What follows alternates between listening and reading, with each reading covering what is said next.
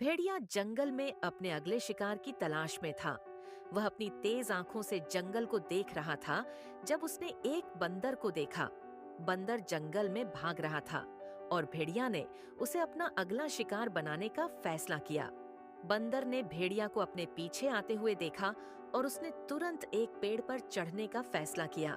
बंदर ने अपनी चतुराई से भेड़िया को चकमा दिया और पेड़ पर चढ़ गया। भेड़िया ने बंदर को पेड़ पर चढ़ते हुए देखा और उसने उसे पकड़ने के लिए दौड़ना शुरू किया। भेड़िया की तेज आंखें बंदर पर टिकी हुई थीं और वह उसे पकड़ने के लिए तैयार था। बंदर ने भेड़िया को पेड़ के नीचे खड़ा देखा और उसने तुरंत एक पेड़ के पीछे छिपने का फैसला किया।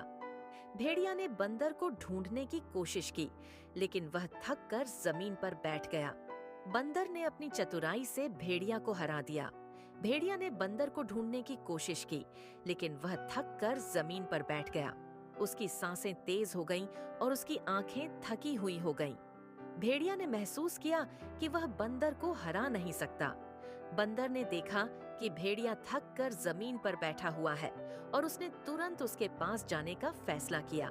बंदर ने भेड़िया को समझाने की कोशिश की कि वह उसे क्यों नहीं मारना चाहता।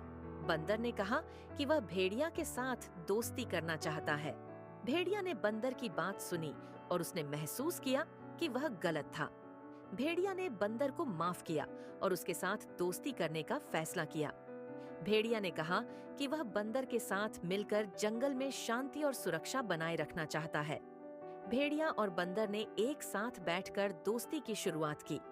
उन्होंने एक दूसरे के बारे में बात की और जंगल में शांति और सुरक्षा बनाए रखने के लिए एक साथ काम करने का फैसला किया। एक दिन एक बड़ा हाथी जंगल में आया और भेड़िया के परिवार को खतरा हो गया। हाथी ने भेड़िया के परिवार को अपने पैरों से कुचलने की कोशिश की।